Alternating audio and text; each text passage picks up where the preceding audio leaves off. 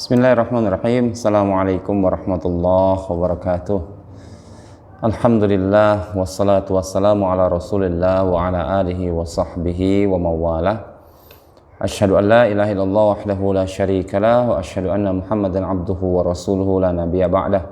Allahumma salli wa sallim wa barik ala nabiyyina Muhammadin wa ala alihi wa sahbihi ajma'in. Amma ba'du. Teman-teman mahasiswa yang selalu saya banggakan dan insya Allah selalu diberkahi oleh Allah Subhanahu wa Ta'ala. Bihamdillahil karim nakhtafil fi hadzal makan. Kita bersyukur pada Allah Subhanahu wa Ta'ala bisa berkumpul lagi walaupun tanpa mulazamah secara langsung atau tanpa mubasyarah. Akan tetapi itu tidak menjadi alasan kita untuk meninggalkan thalabul ilmi, khususnya di dalam mempelajari studi-studi Al-Quran atau istilah lain yaitu ulumul Quran.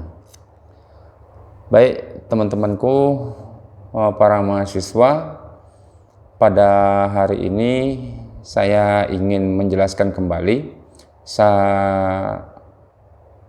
ubayyinu lakum ma takallamtu fil madi, yaitu tentang pengertian ulumul Quran dan sejarah perkembangan ulumul Quran itu tersendiri. Bahwasannya kita harus ketahui bahwa di dalam ilmu Al-Quran pembahasan di dalamnya terdiri daripada pengertian ulumul Quran. Setelah itu baru maudu'at ulumul Quran, objek pembahasan ulumul Quran, tarikhun nasy'ati ulumul Quran wa tatawwuruha, sejarah perkembangan ulumul Quran.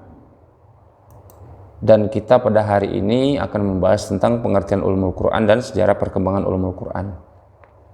Tentang pengertian ulumul Quran, kita berangkat dahulu daripada pengertian secara etimologi satu persatu, yaitu tentang ulum atau ilmu.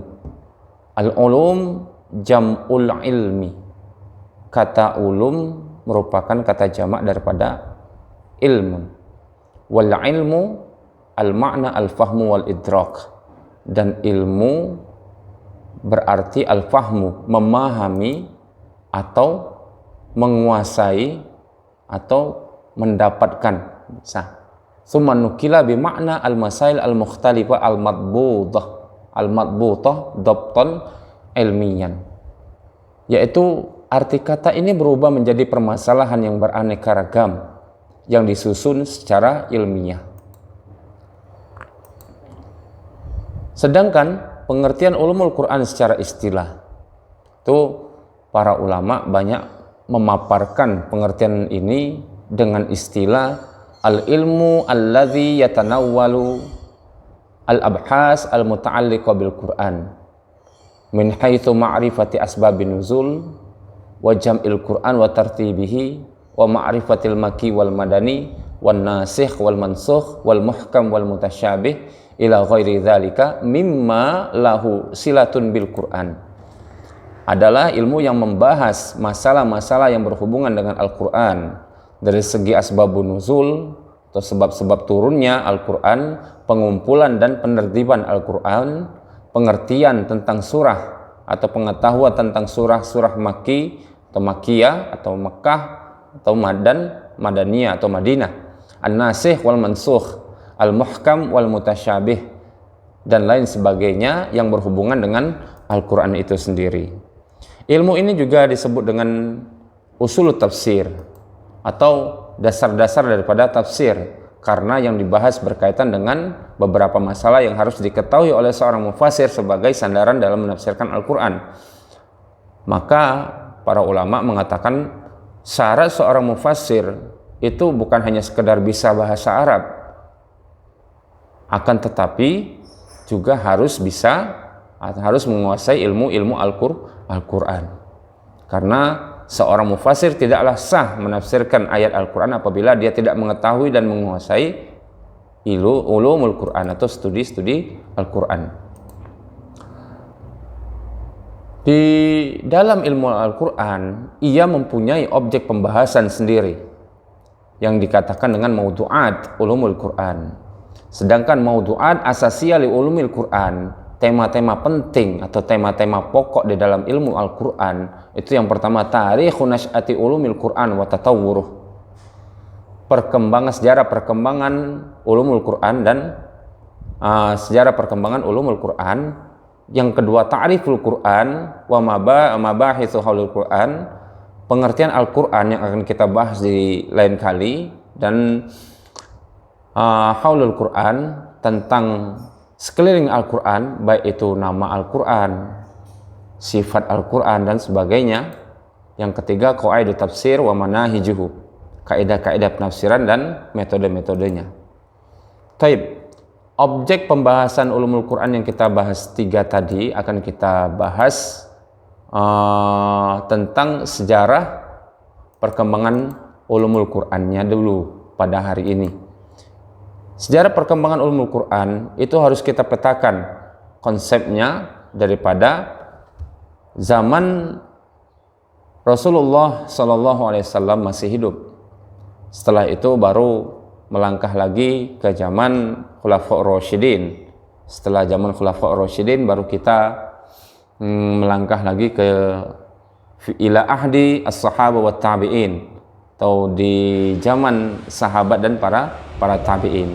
Setelah itu barulah kita masuk ke asrul tadwin, di era kodifikasi atau zaman penulisan. Habis itu fi asrul hadis atau zaman modern yang kita alami saat ini. Taib, kita mulai lagi tentang sejarah perkembangan ulumul Quran. Haruslah kita melangkah dari awal yang saya katakan tadi ke zaman Rasulullah atau masa Rasulullah Sallallahu Alaihi Wasallam masih hidup. Adakah, pertanyaannya, adakah ilmu Al-Quran di zaman Rasulullah Sallallahu Alaihi Wasallam? Tentu saja kita ketahui tidak ada ilmu Al-Quran di zaman Rasulullah Sallallahu Alaihi Wasallam yang sebagaimana ilmu Al-Quran yang kita ketemui di zaman sekarang. Kenapa? Karena ketika para sahabat menemukan kesulitan di dalam memaknai atau memahami Al-Quran, beliau para sahabat ridwanullah alaihim langsung kembali kepada Rasulullah Sallallahu Alaihi Wasallam, dan inilah yang namanya kembali ke as-sunnah secara langsung. Kita di zaman sekarang tidak bisa mengatakan langsung kembali ke as-sunnah kecuali dengan metode-metode yang telah diterapkan para ulama di dalam memahami as-sunnah tersebut. Maka kembali ke as-sunnah secara langsung itu adalah haknya para sahabat, bukan kita yang sekarang hidup di akhir zaman. Orang akhir zaman hanya sekedar mengikuti para ulama di dalam memahami Al-Quran ataupun as-sunnah. Selain itu juga para sahabat antusiasme di dalam menghafalkan dan mempelajari Al-Quran tersebut langsung dari Rasulullah SAW. Kebiasaan para sahabat ketika belajar Al-Quran pada Rasulullah SAW, beliau ridwanullah alaihim tidak melangkah ke bab lain atau ke lain ilmu kecuali mereka sudah betul-betul paham dan bisa mengamalkan ayat tersebut. Dan di lain itu Rasulullah SAW juga pernah bersabda untuk melarang para sahabat menulis selain Al-Quran di zaman tersebut. Rasulullah SAW pernah bersabda, la taktubu anni wa man kataba anni ghairal Quran falyamkhuhu. Janganlah kalian tulis dariku barang siapa yang menulis dariku selain Al-Quran agar menghapusnya.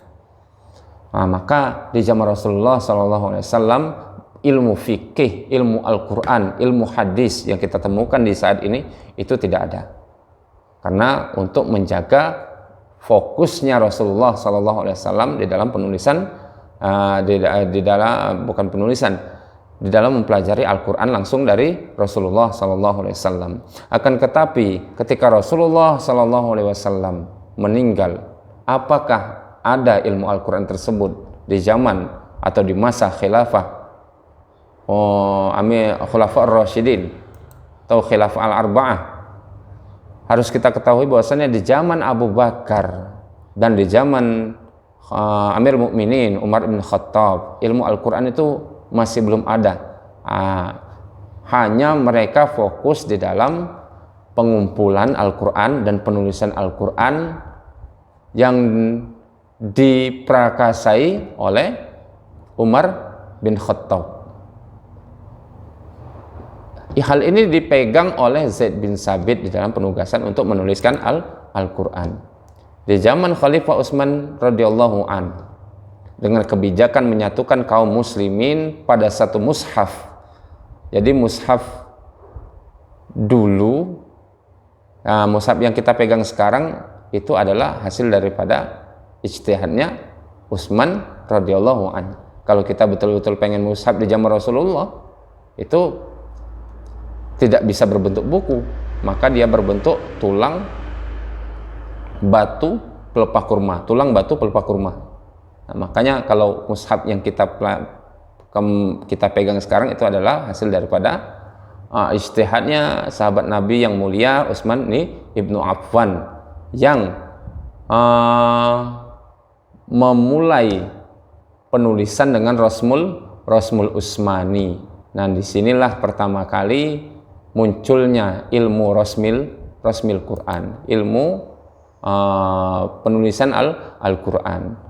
Di zaman Khilafah Ali ibni Abi Thalib radhiyallahu anhu, dengan kebijakan perintahnya kepada Abu Aswad Ad-Duali untuk meletakkan kaidah-kaidah nahwu, cara pengucapan yang tepat dan baku, dan memberikan ketentuan harokat pada Al-Quran.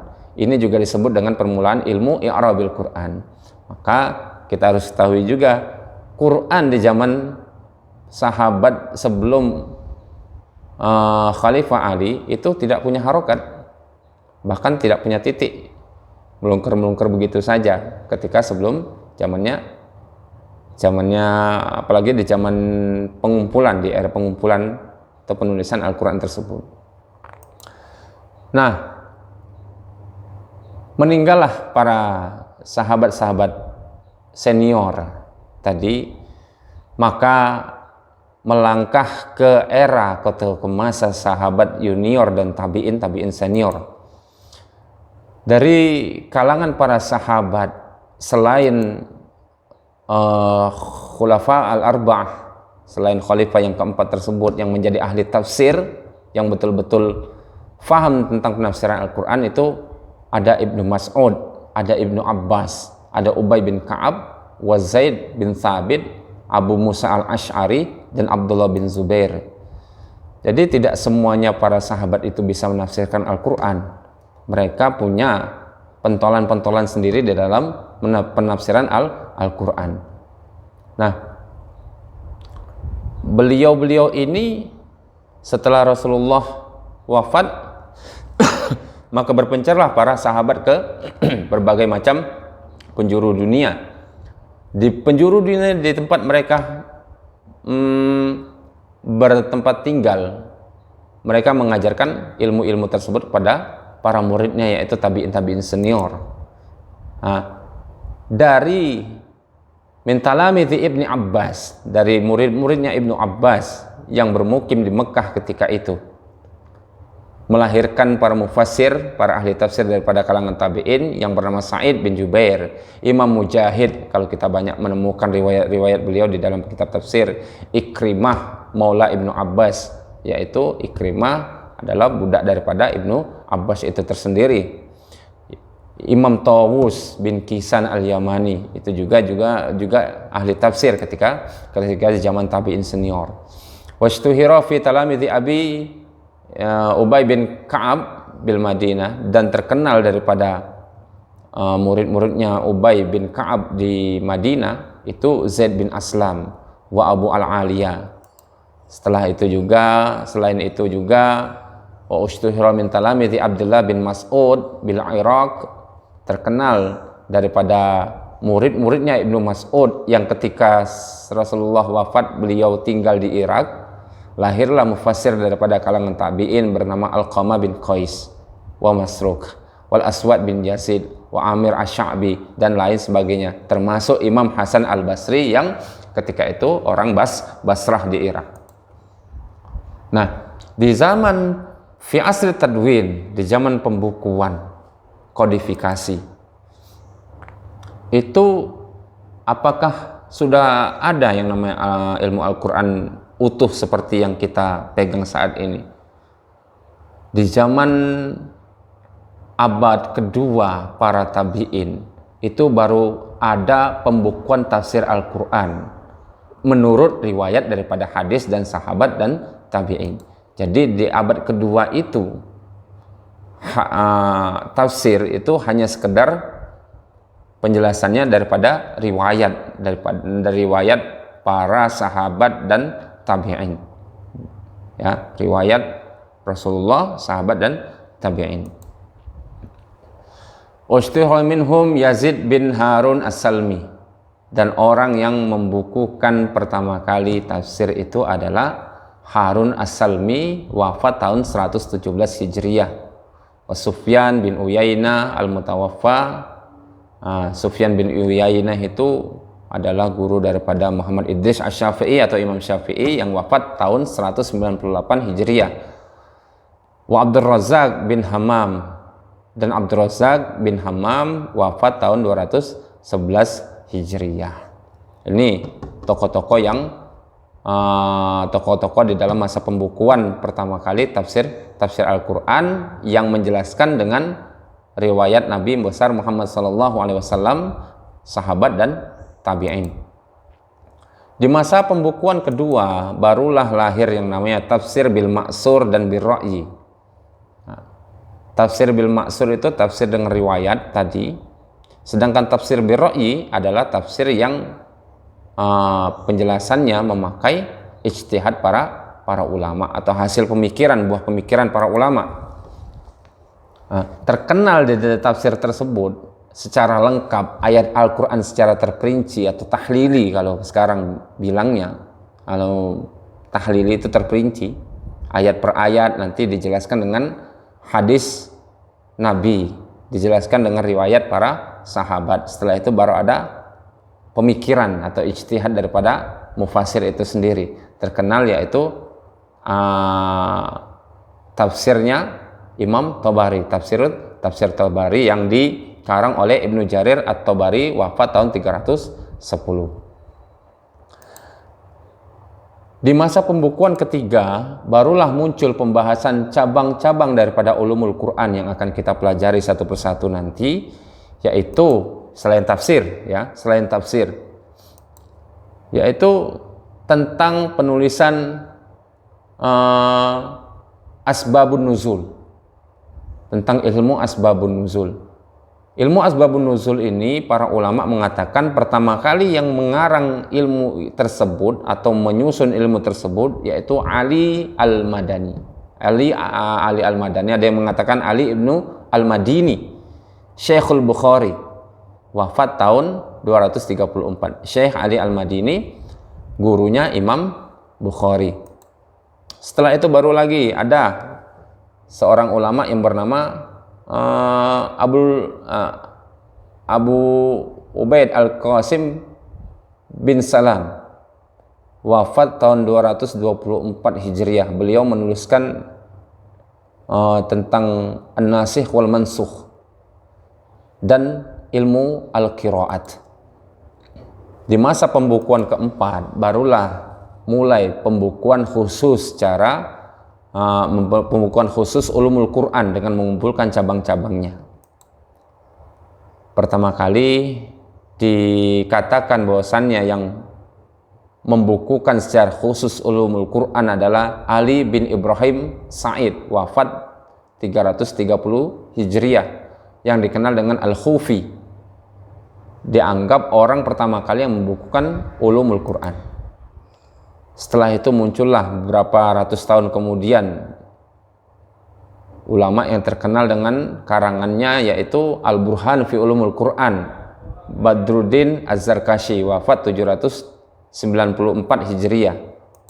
Setelah itu Jalaluddin As-Suyuti, wafat 911 Hijriah. Juga kemudian beliau mempunyai karangan yang ternama berjudul Al-Itqan fi Ulumul Quran. Dan juga beliau mengarang kitab berjudul Lubabun Nuqul fi Asbabin Nuzul. Bagus bukunya. Nah, ulumul Quran di masa modern barulah penulisan sebuah metode atau cabang ilmu Al-Quran secara khusus dan terpisah. Para ulama hanya melanjutkan penyusunan dan penyatuan cabang-cabang ulumul Quran dalam kitab tersendiri dengan penulisan yang lebih sederhana, sistematis dari kitab-kitab klasik terdahulu. Nah, di sini juga muncul lagi yang namanya tafsir dengan berbagai macam pendekatan, baik itu sosial, realitas bahasa, dan pemikiran. Contoh kitab ulumul Quran modern yang kita bisa ketemui sekarang yaitu Ijazul Quran yang ditulis oleh Mustafa Shadiq Ar-Rafi. Yang kedua yaitu At-Taswir Al-Fanni fil Quran dan Masyahidul Qiyamah fil Quran oleh Sayyid Qutb. Selain itu Muhammad Abdul Azim Az-Zarqani menulis kitab Manahilul Irfan fi Ulumil Quran. Dan yang lain yang kita menjadikan referensi sekarang yaitu Mabahisu fi Ulumil Quran oleh Syekh Mani Al-Qattan. Nah, para sahabat sekalian, mungkin itu yang bisa saya sampaikan. Semoga bermanfaat dan kita akan lanjutkan di pertemuan yang akan datang. Semoga Allah selalu memberikan keberkahan, kesehatan untuk kita semua. Wassallallahu ala nabiyyina Muhammadin wa ala alihi wa sahbihi ajma'in. Assalamualaikum warahmatullahi wabarakatuh.